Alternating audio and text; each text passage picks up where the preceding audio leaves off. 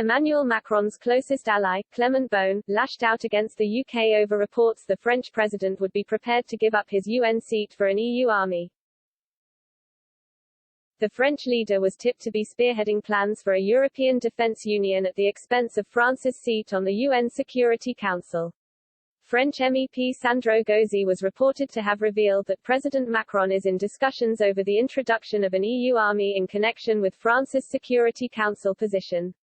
Mr. Gozi, who is from Macron's LREM party, said, "I think that if we move on these things we can put on the table also the discussion on the Security Council." France is the only EU member state to have a permanent seat on the UN Security Council after Brexit. French officials flatly denied the report published on Wednesday in the Daily Telegraph. No, France has not offered to leave its seat on the United Nations Security Council.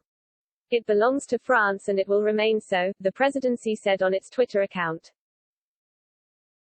Jumping on the news, presidential rival Marine Le Pen tweeted, according to several statements by Sandro Gozi in an article in the Daily Telegraph, Macron offered to make our seat on the Security Council available to the EU in exchange for a move towards a European army.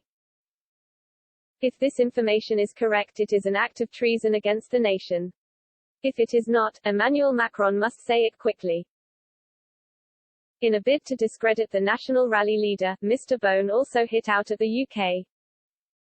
He said, "What a shame to use the vilest anti-French lies of the British tabloids to divide our country. Especially when you call yourself a patriot and a Republican."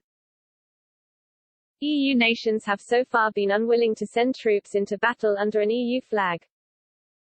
Brussels-led battle groups were agreed in 2007 but have never been used because their deployment requires unanimous support from the 27-member bloc.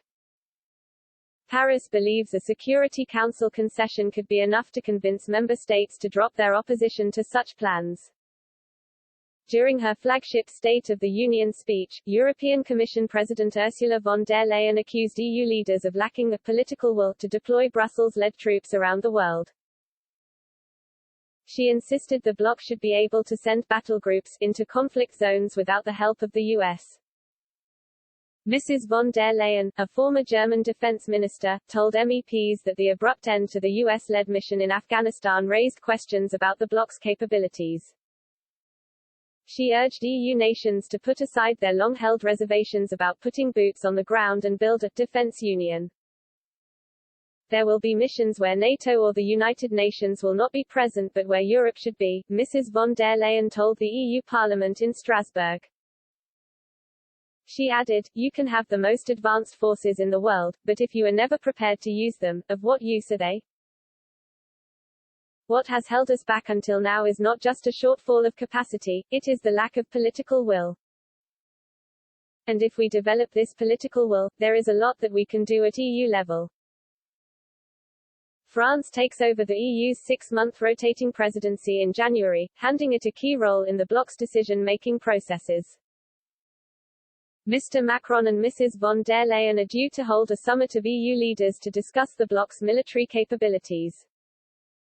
Mr. Gozi told The Telegraph, "This is a unique opportunity for him and for Europe. We must be prepared to confirm our transatlantic alliance but also to become adult in terms of our security and take on our responsibility."